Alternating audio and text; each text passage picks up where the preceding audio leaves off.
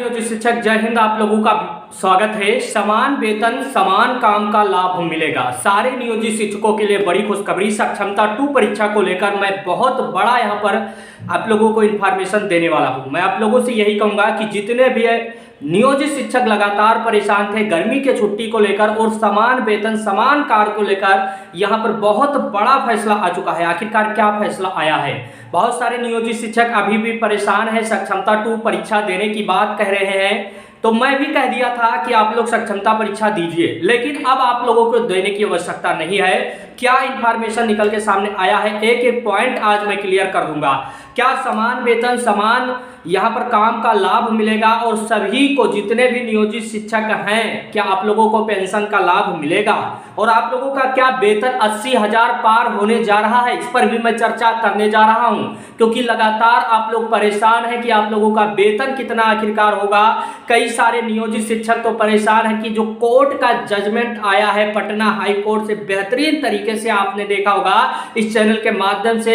आपको पहले भी मैं अवगत करा रहा था कि जिस तरह से इस चैनल ने वर्क किया आप लोगों के, पटना हाई कोर्ट पहले तो मामला सुप्रीम कोर्ट में गया, सुप्रीम कोर्ट से आने के बाद पटना हाई कोर्ट में मामला गया और मामले की बहुत बेहतरीन तरीके से सुनवाई हुई और सुनवाई का 74 पेज, यानी आप समझ सकते हैं 74 पेज का जो आप लोगों का डिसीजन निकल के सामने आया, उस डिसीजन को यदि पढ़ा जाए तो कहीं ना कहीं यह देखा जाएगा कि नियोजित शिक्षकों की इससे बड़ी जीत कभी नहीं हो सकती थी। क्योंकि जिस तरह से पहले बताया गया, यदि नियोजित शिक्षकों को डराया गया, यदि आप सक्षमता 1 परीक्षा में नहीं बैठेंगे तो आपको सिस्टम से बाहर कर दिया जाएगा, आपकी नौकरी चली जाएगी, लेकिन ऐसा कुछ नहीं हुआ। आपने देखा जब पटना हाई कोर्ट का फैसला आया तो इतना बेहतरीन डिसीजन आया कि सारे लोग परेशान हो गए, सभी लोग परेशान हो गए। जितने भी लोग विपक्ष में थे, नियोजित शिक्षक के पक्ष में नहीं थे, वो पूरी तरह से धराशायी हो गए।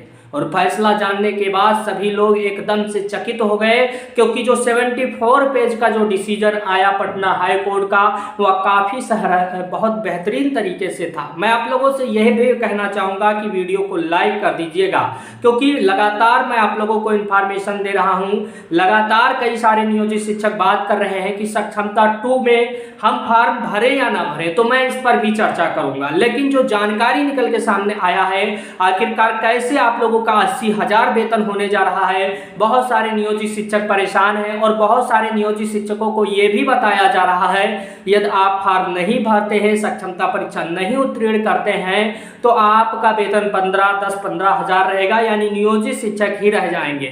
यदि आप सक्षमता उत्तीर्ण करते हैं तो आपको विशिष्ट शिक्षक बनाया जाएगा, जो कि बात आपने बहुत पहले भी सुनने होंगे। इसके बारे में मैं भी चर्चा करूंगा, लेकिन मैं आप लोगों को बता देता हूं, जितने भी नियोजित शिक्षक हैं आपको अब परेशान होने की आवश्यकता नहीं है, क्योंकि कहीं ना कहीं जो फैसला आया पटना हाई कोर्ट का फैसला काफ़ी अच्छा था। और डिसीजन से यही, जिस तरह से आपने देखा होगा कि वकीलों के मध्य में बेहतरीन तरीके से बहस हुआ और बहस काफ़ी अच्छा हुआ। ऐसे कभी बहस नहीं हुआ है आज तक, आप इतिहास में उठाकर देखेंगे इतना बेहतरीन बहस कभी नहीं हुआ। लेकिन जिस तरह से यहाँ पर पूरी तरीके से सरकार के वकीलों के, जिस तरह से दिल्ली के बहुत सारे ऐसे वकील थे जिन्होंने बेहतरीन तरीके से नियोजित शिक्षकों के पक्ष में लड़ा और ये मामला आप लोगों का चला। मैं आप लोगों को बता दूं, नियोजित शिक्षकों का जो फॉर्म आवेदन हो रहा है सक्षमता 2 परीक्षा में, इसमें बहुत सारे ऐसे नियोजित शिक्षक हैं जो पुराने वाले हैं, जो सक्षमता 1 में फॉर्म भरे थे, उनको दूसरा कॉलेज मिल गया, यानी दूसरा जिला मिल गया है, वो लोग भर रहे हैं। और बहुत सारे कैंडिडेट तो नहीं, लेकिन 1,87,000 ऐसे नियोजित शिक्षक थे जिन्होंने सक्षमता उत्तीर्ण कर लिया।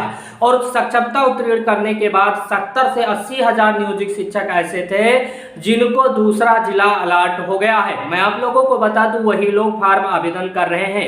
हालांकि नए भी कई लोग ऐसे हैं जो नियोजित शिक्षक हैं और वो फॉर्म भर रहे हैं सक्षमता 2 का। तो आप क्या करने वाले हैं? क्या आप फॉर्म भरने वाले हैं या नहीं भरने वाले हैं? कमेंट बॉक्स में जरूर से बताइएगा।